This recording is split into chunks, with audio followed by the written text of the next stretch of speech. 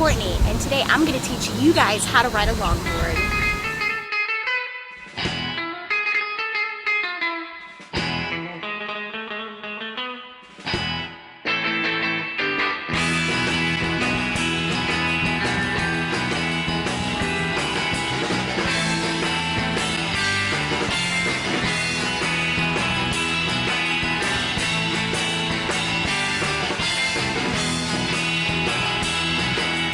So what's up guys? Today I'm going to teach y'all how to ride a longboard. First I'm going to tell you what you need to know to ride this crazy looking contraption. Second, I'm going to teach y'all how to turn on it. And lastly, I'm going to teach you guys how to stop on a longboard. So for all of you who are wondering why you should ever even bother to learn how to ride a longboard, first off, riding a longboard is a whole lot of fun. It's a great exercise, and it also introduces you to try out more extreme sports such as snowboarding, wakeboarding, water skiing, anything else like that. Also, you guys live in the state of Florida, so you most likely already know somebody who's been riding a longboard. I've noticed over the past 2 years that longboarding has been picking up in the younger crowd. So if you want to go ahead and be able to hop on a board like this video is going to be exactly what you need to be able to do that. So first I'm going to tell you guys what you need to know before you ride this thing. A lot of people don't exactly know how to get started on it. People just try and step on it and fall and unfortunately never learn how to ride this thing. You first need to figure out whether or not you skate goofy. And what that means is, are you going to skate with your right foot forward or your left foot forward? Skating with your left foot forward means you're goofy. Skating with your right foot forward means you skate regular. And in order to easily decide whether or not you skate goofy, think about the foot you're going to want to use to kick a kickball with. The foot that can exert the most force, that's the foot you're going to want on the ground to push you. I'm a little different. I'd rather have that foot be the stability, but everybody's different. Alright, so now I'm going to show you guys how to articulate your feet work on this board, because a lot of people don't really understand how to do that, and that leads to well over 80% of the falls on a longboard. It's because people don't really know what to do with their feet once they're riding this thing.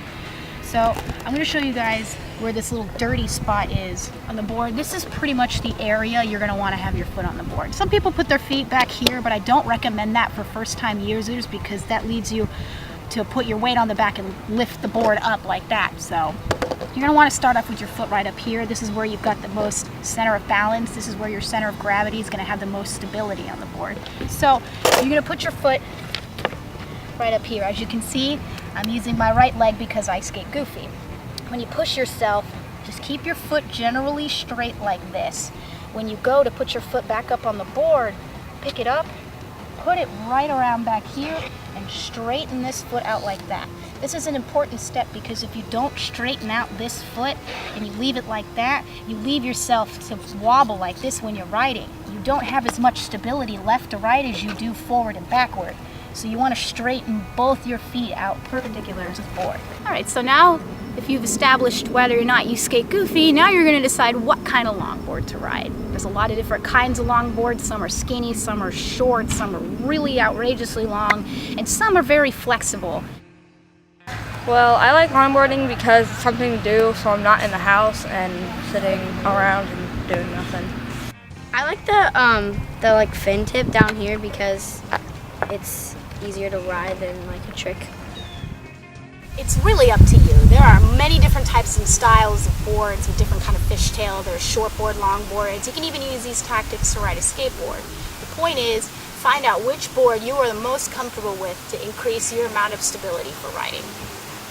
To get some extra practice riding your longboard, you can have a friend, like Gloria here, to help push you on the board. You don't even have to practice pushing it yourself. Just practice getting your balance on the board, practice your stability and your strength. And somebody like Gloria here can help you to get that out. She's going to put her feet perpendicular on the board like this, and she's just going to push me. You should practice this enough to where you can bend down like this and come back up with ease. So once you get this step down, you're pretty much ready to start riding your longboard. This step actually makes it very easy. So having somebody assist you in this really helps you go. So now I'm going to teach you guys how to turn on this crazy little longboard. I'm going to tell you guys about heel edge curving and toe edge curving. And this is my lovely guinea pig here. She's going to be demonstrating for you. heel edge curving is when you dip your heels backward to turn left, okay? If you skate regular, you can see Gloria, she's turning to the left. If you skate goofy, this means you turn to the right. Now, toe edge curving, on the other hand, is dipping your toes inward so that you turn right on the board. Now again, if you skate goofy, this is also going to be your left. So, heel edge curve, she's going left, and toe edge curve, she goes right. You see? Easy as that. So when it comes to stopping, there's a bit of issues with this because there are no brakes on a longboard. It's pretty much just ride on it and hope that a car doesn't come at you in traffic, which makes skateboarding one of the most dangerous sports that you can do outside. But it's a whole lot of fun, so we risk it anyways. So the best way to get off of a longboard or to stop this thing is pretty much just to carefully jump off of your board and run off any momentum that you have. As you can see, with me coming down a hill like this, I just easily step off because I'm starting to go uphill. My momentum was already ran off. A lot of people try and recommend just running your longboard into the first obstacle that you see, like grass or a puddle or a crack. It's not really a good idea because if you've ever seen a model of a car instantly stopping, every projectile inside just flies forward. The same goes for a longboard. You don't have a seatbelt on this thing, so if this board suddenly stops on grass like that, you're gonna fly forward and you might end up hurting yourself really bad. Which is why jumping off carefully and running off your momentum is basically the safest way you can get off of this thing. So there you have it, guys. That's how to ride a longboard. Nothing to it. I hope you guys see you out there on the road or at the beach because I like skating there too.